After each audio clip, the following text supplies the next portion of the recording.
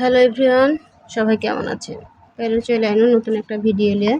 দেখতে পাচ্ছেন এগুলো পেঁপে ছোটো ছোটো করে কেটেছি ফালি ফালি করে। এখন এগুলোকে ভালো করে ধুয়ে নিন, ছিলা টিলা ধুয়ার পরে এখন ছোটো ছোটো করে কাটবো, দিয়ে রান্না করব।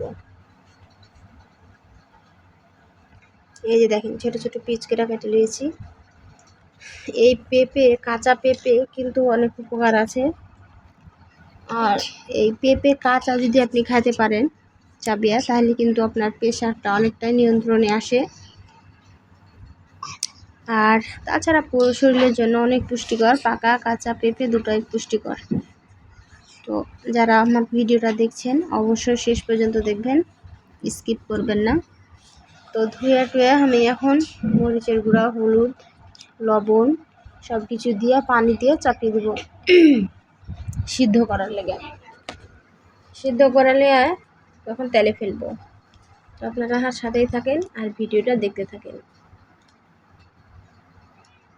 একটু লাড়া চাড়া তখন চুলাতে চাপিয়ে দেবো।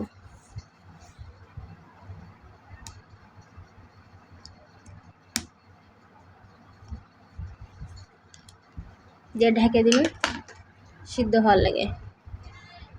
এই যে সিদ্ধ হয়েছে, পানি বের হয়েছে অনেকটাই। আর পানি শুকিয়ে গেলেই তখন তেল ফেলবো।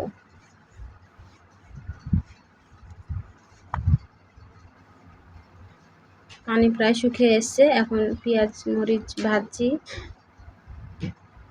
এখন এটা হচ্ছে ব্রাউন কালার হলে তখন কি করব, এটা তেলে দেব।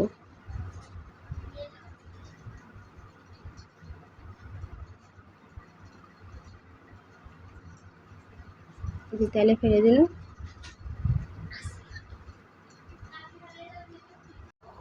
তো এটা হালকা একটু সামান্য নিচে রস আছে, রসটা মারলেই রান্না শেষ। এটা হচ্ছে আর ফাইনাল লুক। কত সুন্দর ভাজা ভাজা হয়ে গেছে দেখতে পাচ্ছেন। আর কিছুক্ষণ লাড়াচাড়া হালকা আঁচে ভাজা তখন নামিয়ে নেব। তো সবাই ভালো থাকবেন, সুস্থ থাকবেন। আজকে এই পর্যন্ত, আবার দেখা হবে পরবর্তী ভিডিওতে। আল্লাহ হাফেজ।